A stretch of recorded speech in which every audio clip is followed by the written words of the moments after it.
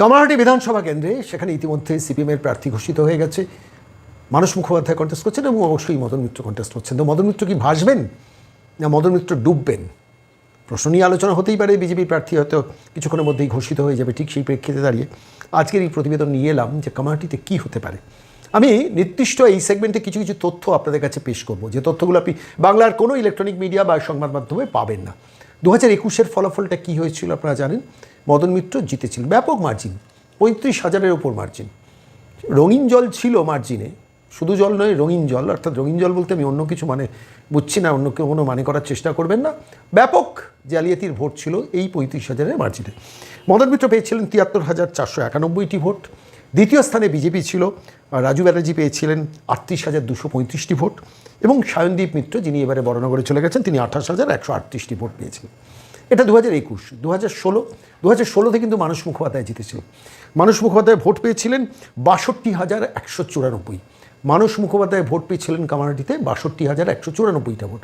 আর সেই বছর মদন মিত্র জল মেশাতে পারেননি, সাদা জল বা রঙিন জল কোনোটাই ভোটের মধ্যে মেশাতে পারেনি। ফলত 57,996 ভোট পেয়ে তিনি শেষ পর্যন্ত পরাজিত হয়েছিলেন 2016-তে মদন মিত্র। সেই মদন মিত্র চলে পরাজিত হওয়ার পর মন্ত্রিত্ব যে খুইয়েছিলেন, তিনি পরিবহন মন্ত্রী ছিলেন 2011 থেকে 2016, সেই সময়টা না, কিছু দিনের জন্য ছিলেন, কোন সময়টা আমি জানি না, কিন্তু কিছু দিনের জন্য ছিলেন। কিন্তু 2016-তে চলে যাওয়ার পর 2021 সালে এসে মদন মিত্র পুনরায় নির্বাচিত হন, কিন্তু মন্ত্রিত্ব আর পাননি। তো সেই মদন মিত্র এতে পেয়েছিলেন, অর্থাৎ 2016-র বিধানসভা নির্বাচনে পেয়েছিলেন 57,996টি ভোট।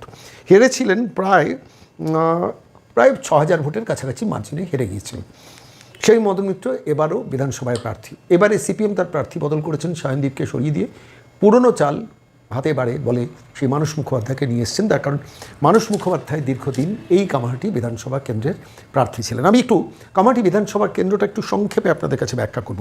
1967 থেকে 1972 সাল পর্যন্ত এই কেন্দ্রের বিধায়ক ছিলেন বামপন্থী বিধায়ক রাধিকা রঞ্জন বন্দ্যোপাধ্যায়। যারা পুরনো দিনের লোক তারা অনেকে জানবেন, সিপিএমের প্রার্থী রাধিকা রঞ্জন বন্দ্যোপাধ্যায় 67 সালে জিতেছিলেন, 69 সালে জিতেছিলেন, তারপর 71 সালেও জিতেছিলেন। কিন্তু 72 সালে যখন নির্বাচন হয়, সেই 72 সালে প্রদীপ পালিত কংগ্রেসের ব্যাপক মার্জিনে যেতেন এবং ভোটে লুট করে যেতেন। 1972 সালে প্রদীপ কুমার পালিত কামারহাটি বিধানসভা নির্বাচন কেন্দ্রের বিধায়ক হিসেবে নির্বাচিত হন। পরবর্তীকালে 1977 সালে যখন নির্বাচন হয়, সেই নির্বাচনে আবার রাধিকা রঞ্জন বন্দ্যোপাধ্যায় তিনি কন্টেস্ট করেন। 1977-এ যেতেন, আবার 1982 বিধানসভা নির্বাচনে যেতেন, আবার 1987 সালের নির্বাচনেও যেতেন রাধিকা রঞ্জন বন্দ্যোপাধ্যায়। অর্থাৎ 4টে টার্মের বিধায়ক ছিলেন প্রবীণ রাজনীতিবিদ রাধিকা রঞ্জন বন্দ্যোপাধ্যায়।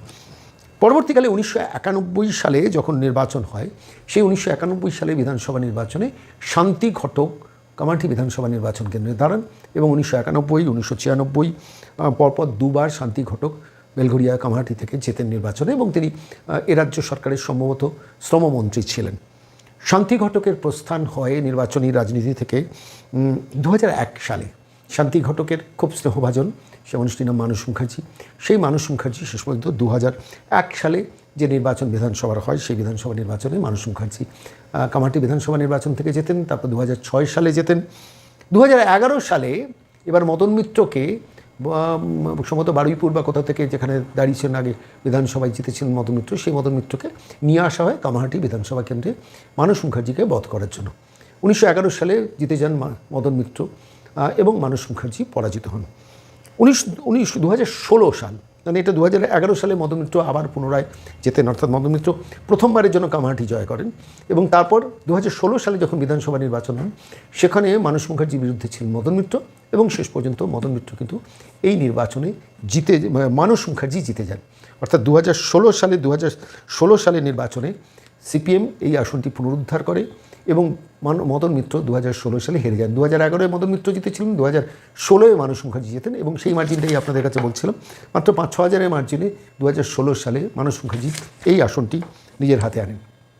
2021-এর নির্বাচনে মদন মিত্রকেই আবার মমতা বন্দ্যোপাধ্যায় প্রার্থী করেন কামারহাটি বিধানসভা নির্বাচনের ক্ষেত্রে এবং শেষ পর্যন্ত মদন মিত্র এই নির্বাচন কেন্দ্র কামারহাটি থেকে জেতেন 2021 সালে, কিন্তু মন্ত্রী হতে পারেননি। তার আক্ষেপ আছে, তার যন্ত্রণা আছে, মাঝে মাঝে চার মাথার মোড়ে দাঁড়িয়ে পড়েন, এই এধার চলে যেতে পারি, ওধার চলে যেতে পারি, তারপরে আবার ঢোক গেলে অন্য কথা বলেন। সেই মদন মিত্র আবার কখনো বলেন, আরে 50 লাখ টাকা দিলে বিধায়ক টিকিট বিক্রি হয়, আবার 10 কোটি টাকা দিলে মন্ত্রী হওয়া যায়, একবারে কামিয়ে নেওয়া যায়।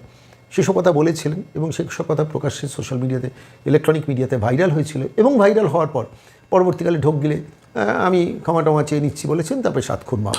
অর্থাৎ এই তৃণমূল দলটাতে টাকা দিলে বিধায়ক হওয়া যায়, টাকা দিলে মন্ত্রী হওয়া যায়, এই কথাটা পরিষ্কারভাবে মদন মিত্র বলেছিলেন।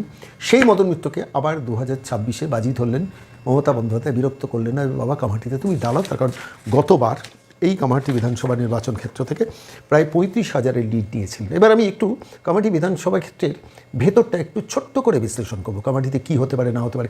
দেখুন, কামারহাটিতে প্রায় 22-23% মাইনরিটি ভোটার আছে।